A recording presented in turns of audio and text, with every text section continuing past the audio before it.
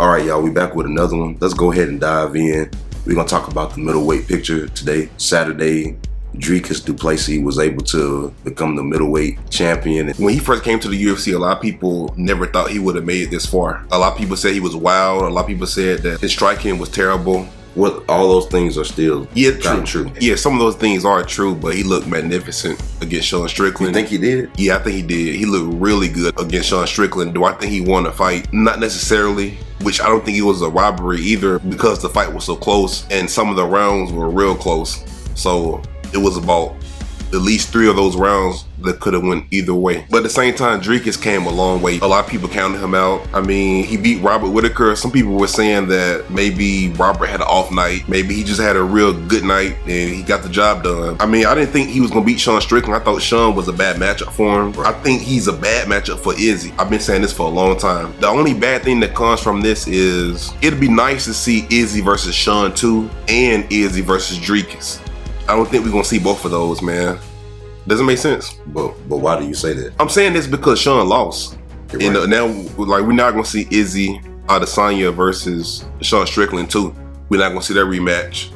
And nobody really wanted to see the first fight, to be honest, but that's regardless true. of the outcome. Thing is, Dricus' cardio was much improved. He went 5 rounds. He got a lot of dog in him, man. He got like a lot of... He don't quit. A lot of will. And you could argue his cardio was just as good as Sean Strickland's. In the 5th round, they both were like on the same level with cardio. And it's dangerous because this is Dricus' first 5-round fight.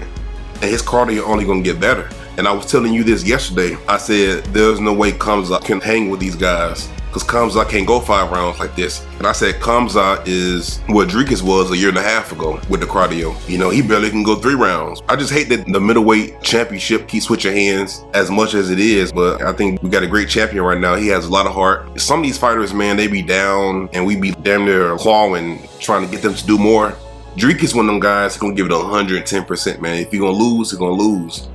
But he gonna give it everything he got. And as far as the bigger picture, as far as Izzy fitting into this thing, Dricus is a bad matchup for Izzy, man, because standing up, obviously the cleaner, more technical striking will go to Izzy, but Izzy don't like dog fights. The fight gotta be a certain type of way. He gotta lead the dance. And if anything don't go his way, stand-up wise, we seen what can happen even with the Sean Strickland fight. So imagine with Dricus in there, and Dricus actually got some knockout power. And he got the grappling. And he got the takedown. That was my next point. And Dricus may actually catch Izzy. He may actually catch him. Because realistically, if he had caught Izzy the way Sean Strickland did, he would have had more tools in his bag. He'll smith him. He could have rear naked choke. Yeah, rear naked choke, man. It's a lot of different things he could have done. Another thing is, he hurt Robert Whitaker because in the first round, he was able to take him down and ground and pound him. He was able to hurt him in the second round because of that. The same thing with Izzy. Clearly, we know who the best striker is. But because he got the takedown threat, when Dricus get takedowns, man, a lot of times the fights be over. He can't get one takedown, the fight might be over, man. That's how dangerous he is on the ground. So the fact that he has the wrestling and the grappling threat, it can open up doors for him to connect on the feet too. Because his striking definitely has a lot of holes in his game. Make no mistake about it. The striking defense is garbage. The striking defense is non-existent, man, but for whatever reason, bro, it's bad. But you gotta understand, man, like the last 2 fights has been looking good. It looked amazing the last 2 fights. Yuri's striking defense is bad. You know, Dricus, I don't know if he's able to mask some of the holes he got and fight towards his strength. I guess when he's walking forward, it can kind of eliminate some of the holes he has because he's walking you down.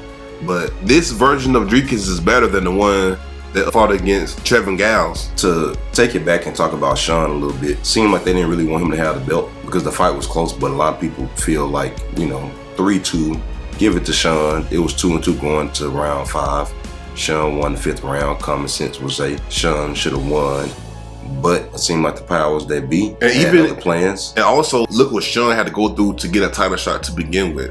Even when he fought Alex, man, why was he fighting Alex to begin with? They used him. Man. So, I mean, I don't think... Then they thought that Izzy was going to beat him, and really, he wasn't supposed to win that fight. And, man, my question is, did Sean take being champion for granted in a way, kind of? Because people sometimes play this game. Every now and then, we'll get a person who will become a champion. They'll create this narrative of, like, I don't really care about the belt. It's just a material thing and all this and that. But then they lose the belt, and then they realize, oh snap, I was the champion. You know, he actually said it, right? Now I want my belt back. And it's like, you know, he said that, right? There is a small chance you might actually get that mug back, man, because you really wasn't supposed to get it in the first place. In one of his interviews, he said that the belt ain't everything and it's just gold and it's not, you know, he was just downplaying it, I man. can't stand when people do that. But I mean, I understand the appeal. I understand trying to be down to earth and everything. But at the end of the day, you are a UFC champion. Well, you were. Now you're not. And there are slim chances that you might get back to that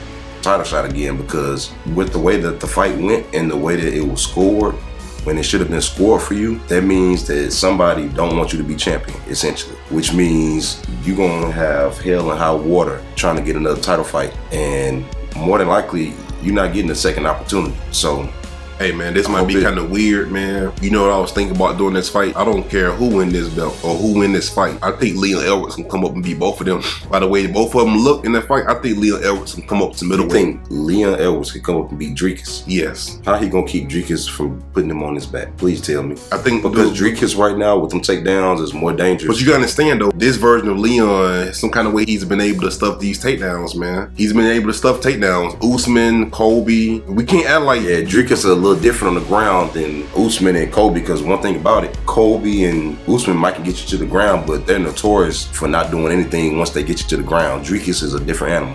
Yeah, but I'm saying, but they 4 black belts. But even still, they wasn't even able to get him to the ground though. But Dricus only need one, and Dricus got some power. Man, it's a little different, man. The size, that's a tough order. I ain't saying it can't be done, but boy, oh boy, that would be a nightmare matchup right now if I'm being completely honest with you.